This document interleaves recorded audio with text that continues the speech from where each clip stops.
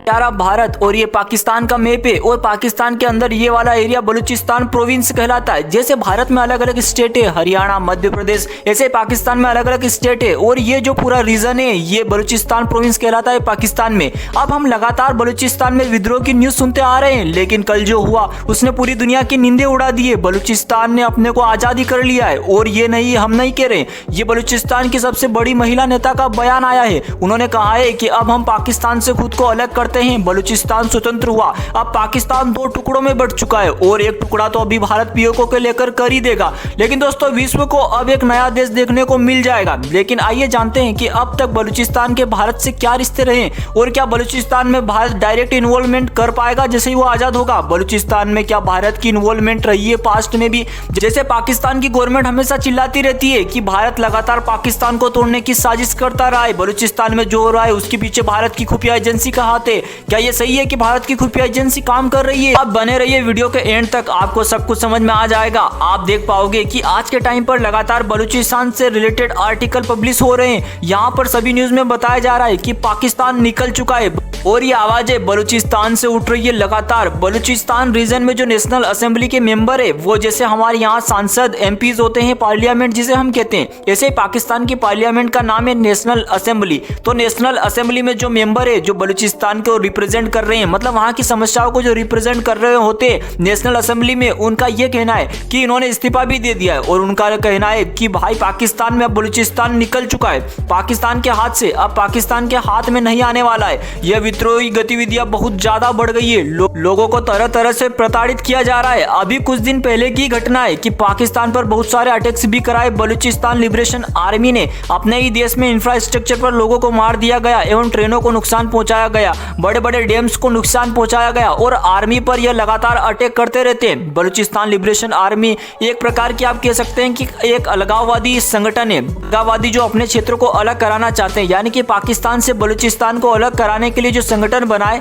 अलगाववादी संगठन, उसे ही हम बलूचिस्तान लिबरेशन आर्मी जो है यह कह रहे हैं। और दोस्तों अभी कुछ ही दिनों पहले की बात है, 26 अगस्त को भी अटैक हुआ था, वहां पर 100 से ज्यादा लोगों की मृत्यु हुई है, जबकि अनऑफिशियल में बताया जा रहा है कि 200 से ज्यादा लोगों की मृत्यु हो चुकी है। और मरने वाले कोई दूसरे नहीं बल्कि पाकिस्तान रीजन के भी लोग थे, आर्मी के लोग थे, वहां की जनता थी। और दोस्तों ये क्या करते थे, ये चलती हुई गाड़ी को रुकवाते थे और उनसे लोगों को निकलवाते थे और उनका आईडी कार्ड चेक करते थे। आईडी कार्ड में अगर पता लग जाता था कि पंजाबी मूल का कोई व्यक्ति है, पंजाबी है, तो उसको गोली मार देते थे। वहीं पंजाबी मतलब ये भारत वाला पंजाबी मत समझ लेना आप, पंजाब का मतलब है कि जो पाकिस्तान में जो पंजाब है वो वाला पंजाब। अगर कोई व्यक्ति उसमें से निकल जाता तो उसे गोली मार दी जाती थी। तो ऐसी मतलब टारगेट किलिंग हो रही थी और ये सब बलूचिस्तान लिबरेशन आर्मी और उनके जैसे संगठन जो बलूचिस्तान में एक्टिव है, जो पाकिस्तान से बलूचिस्तान को अलग करना चाहते हैं, उनका किया धरा है। मतलब वो ऐसी चीजें लगातार सामने आ रही थी।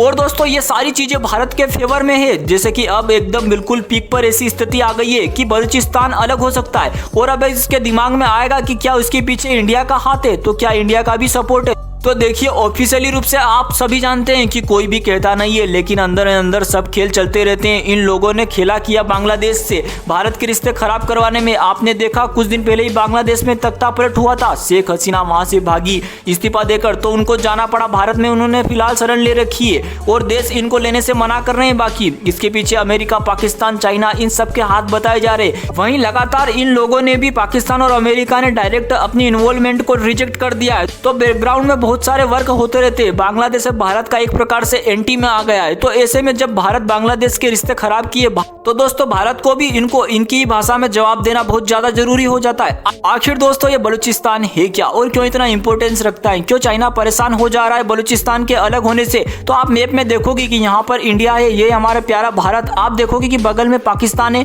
पाकिस्तान के इधर आपको अफगानिस्तान मिल जाएगा। यहाँ पर यह वाला जो एरिया है ना, इतना ये दोस्तों ये बलूचिस्तान है। यहाँ पर अलग अलग प्रांत है, जैसे आपने यहाँ स्टेट है, राज्य होते हैं, जैसे यहाँ प्रांत होते हैं। बलूचिस्तान नाम का बलूचिस्तान इसलिए पड़ा क्योंकि यहाँ बलूच नाम की जो जनजाति है या जातियां है वो लोग पाई जाती है, इसलिए बलूचिस्तान है। पाकिस्तान का मैप आप देखोगे तो यहाँ पर इतना जो एरिया है ये बलूचिस्तान का है। यहाँ सिंध प्रांत है, पंजाब प्रांत है, ऊपर इधर खैबर पख्तून व ठीक इस्लामाबाद पर यहाँ पर कैपिटल आपको दिख जाएगी।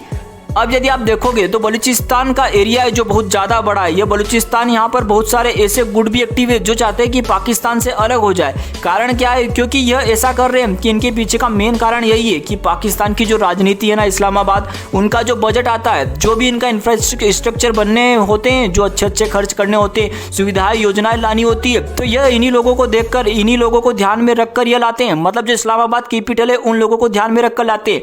बाकी जो ये सिंध प्रोविंस के एवं बलूचिस्तान प्रोविंस के लोग हैं, इनको इग्नोर कर दिया जाता है, क्योंकि यहाँ के लोग जो है ये थोड़ा सा ट्राइबल टाइप के लोग हैं। यहाँ से उतना सीटें भी इनको नहीं मिलती है। इनकी जो मेन पार्टी है उनको तो इतना इग्नोर करके रखते हैं ताकि उनको बोलने का अधिकार तक नहीं दिया जाता है। दूसरी बात यह है कि यहाँ पर बहुत सारे मिनरल्स पाए जाते हैं, बहुत सारे खनिज पाए जाते हैं, तो खनिज का उपभोग तो बराबर करती है पाकिस्तान और चाइना दोनों मिलकर। इनको इनके लायक हिस्सा नहीं मिलता है। इसी बात को लेकर के विरोध हो रहा है और लंबे समय से होता आ रहा है। तो बलूचिस्तान की जो लिबरेशन आर्मी है, ऐसे बहुत सारे छोटे छोटे ग्रुप्स जो लगातार अटैक कर रहे हैं, इनको याद दिलाते रहते हैं कि भाई साहब हम भी है और हम आपके खिलाफ जो है आवाज उठाएंगे। ऐसे वहाँ के उस क्षेत्र के एक दोस्तों सदस्य कह सकते हैं नेशनल असेंबली के, ठीक है, या फिर जैसे भारत वाली लैंग्वेज में कहे कि सांसद, जो वहाँ की नेशनल असेंबली के सदस्य थे, सरदार अख्तर मेंगल, इनकी पार्टी है बलूचिस्तान नेशनल पार्टी।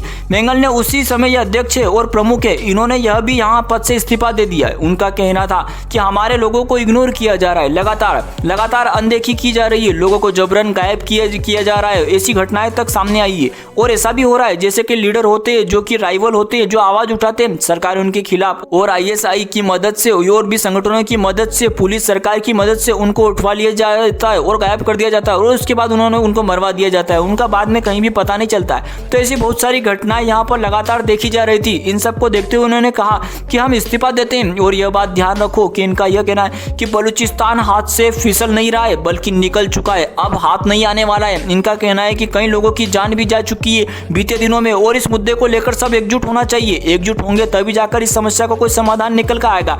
लेकिन दोस्तों दूसरे पर्सपेक्टिव से देखिए तो वहाँ के लोग कई अन्य कारण से भी नाराज थे, जैसे कि चाइना का CPEC प्रोजेक्ट। CPEC यानी चाइना पाकिस्तान इकोनॉमिक कॉरिडोर, जो चाइना यहाँ से लेकर के जा रहा है बलूचिस्तान प्रांत से। अब इस कॉरिडोर की मदद से देखो, इसको लेकर सबसे ज्यादा दिक्कत बलूचिस्तान के लोगों को है। तहरीक तालिबान पाकिस्तान या बलूच चरमपंथी हो या बलूचिस्तान लिबरेशन आर्मी हो, इन सबको चाइना का जो इन्वेस्टमेंट आ रहा है उसके ऊपर दिक्कत है या आपत्ति उठाते रहते हैं, क्योंकि यहाँ के लोगों को जॉब ये देते नहीं है, बल्कि जो चाइना CPEC प्रोजेक्ट में जिन लोगों से काम करवाता है उनको तक चाइना से लेकर आता है। और जो मेन इश्यू है वो तो यही है कि इनकी संपदा का यहाँ से दोहन किया जा रहा है और इनके प्रांत में ऐसी सुविधाएं नहीं मिल रही है। अब आप खुद ही सोचिए कि इन एरियो की संपदा को बाकी पाकिस्तान की सिटी व इलाकों के डेवलपमेंट में लगाया जाता है और बदले में इनको ठेंगा दिखा दिया जाता है। स्वाभाविक सी बात है कि यहाँ के लोगों में विद्रोह होगा और विद्रोह इस लेवल तक दोस्तों फैल चुका है कि लोगों को मारा जा रहा है और विद्रोह इतने बढ़ चुके हैं कि बलूचिस्तान लिबरेशन आर्मी ने अब पूरा रिटेलिएशन अभियान शुरू कर दिया है। और दोस्तों इस पूरी न्यूज को पूरा वर्ल्ड मीडिया कवर कर रहा है। दोस्तों आपको क्या लगता है कि बलूचिस्तान में भारत को इन्वॉल्व डायरेक्ट हो जाना चाहिए कि पाकिस्तान की आर्मी को बलूचिस्तान से खदेड़ दिया जाए? दोस्तों आपकी क्या राय है इसमें? कमेंट करके अपनी कीमती राय जरूर बताएं। मिलते हैं किसी नए वीडियो में, तब तक के लिए जय हिंद जय भारत। वीडियो को लाइक और चैनल को सब्सक्राइब जरूर कर लीजिए।